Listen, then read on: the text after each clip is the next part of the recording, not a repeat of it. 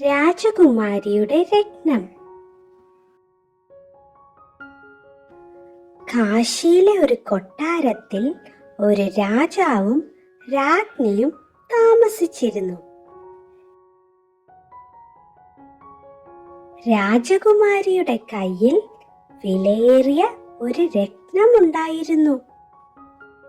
ഒരു നൂലിൽ കോർത്താണ് രാജകുമാരി അത് കഴുത്തിൽ അണിഞ്ഞിരുന്നത്. ഒരു ദിവസം രത്നത്തിലെ നൂല് പൊട്ടിപ്പോയി. കൊട്ടാരത്തിലുള്ളവർ എത്ര ശ്രമിച്ചിട്ടും രത്നത്തിലെ ചെറിയ ദ്വാരത്തിലൂടെ നൂല് കടത്താൻ കഴിഞ്ഞില്ല. ഒടുവിൽ രാജാവ് പ്രഖ്യാപിച്ചു, രത്നത്തിൽ നൂല് കയറ്റുന്നവർക്ക് 1000 സ്വർണ്ണ നാണയം സമ്മാനം. ഈ വിവരം ഭടന്മാർ ചെണ്ട കൊട്ടി എല്ലാവരെയും അറിയിച്ചു.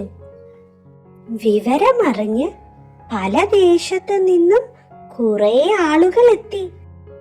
പക്ഷേ ആർക്കും രത്നത്തിലൂടെ നൂല് കയറ്റാൻ പറ്റിയില്ല.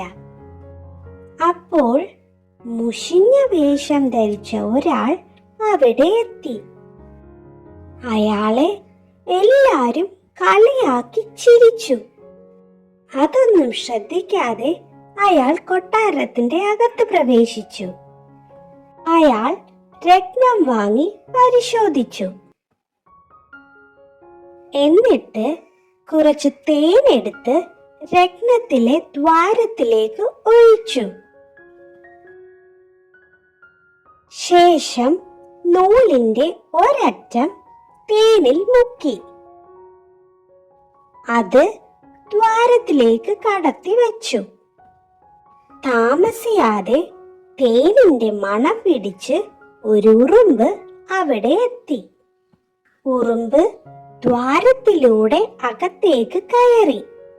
എന്നിട്ടോ തേനുള്ള നൂലിന്റെ അറ്റത്ത് കടിച്ചു പിടിച്ച് പുറത്തേക്കിറങ്ങി. ഹായ്, നൂല് കോർത്തേ. രാജാവിനും രാജകുമാരിക്കും സന്തോഷമായി. രാജാവ് അയാളുടെ ബുദ്ധിയെ പ്രശംസിച്ചു.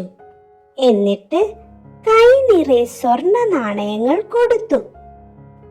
അയാളെ കളിയാക്കിയവരെല്ലാരും നാണിച്ചു നിന്നു.